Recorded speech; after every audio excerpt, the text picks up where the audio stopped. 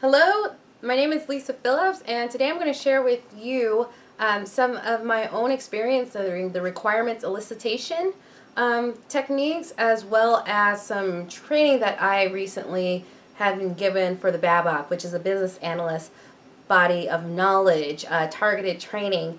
And I want to share with you from my experience in requirements gathering, and also on the other end as being a developer and having my own business, and through what I learned at the training program. So right now I'm going to have a few videos and that are going to follow. They're going to be in short little segments you can listen to as you need it per subject if you want to just get the key points on the requirements elicitation process to help you out.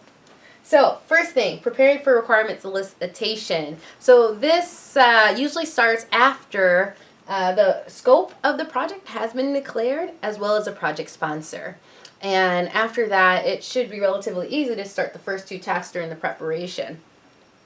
So list all stakeholders. Usually the project sponsor, when they started and you come in as the analyst, will give you their own interpretation of who are the stakeholders and who needs to be consulted, and that's going to be great, so that won't be necessarily hard. The hard part comes in when there are people who need to be consulted who aren't, but you're not given their names, and you'll find this out relatively soon when there's like probably there's some data that you keep referring to that determines what you see on the front end, but that user or that group or no representative from that group is continuously missing from all of your meetings, and you start realizing they didn't give me their name as important, but they are important.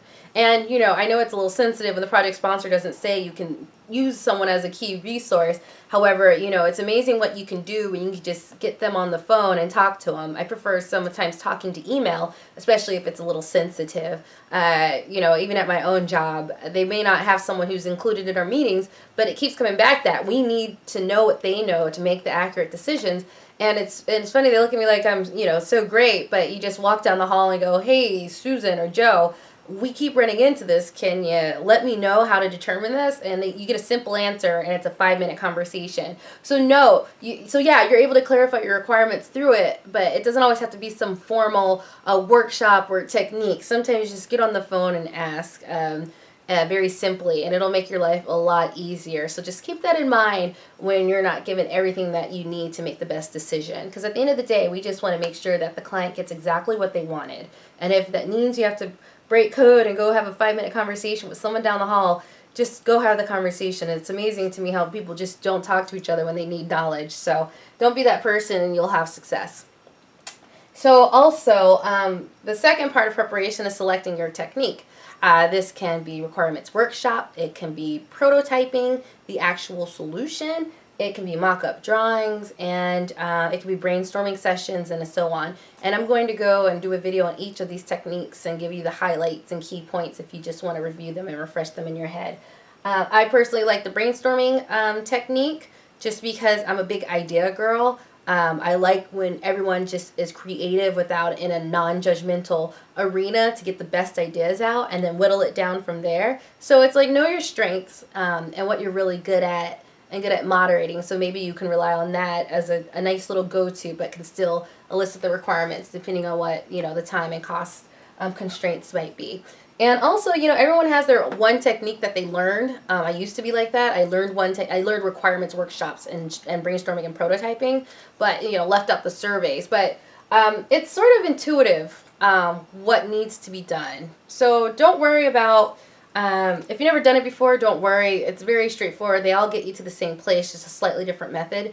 But you'll know. It doesn't have to be such a lengthy debate about it. The most important things are cost and time, and that really gives you everything you need to know. I run my own business, and I, constantly have to figure out, things, and I have to talk to people and figure out exactly what's needed so I can give the right product. And, it takes you 2 seconds to figure it out.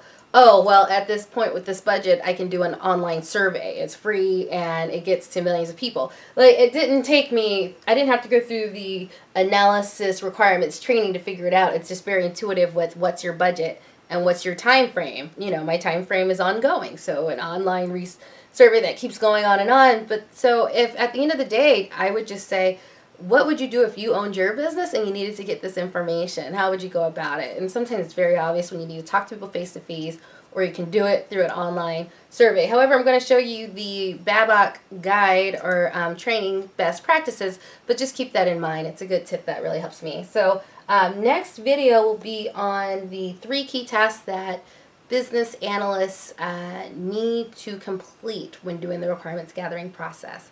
Thank you very much.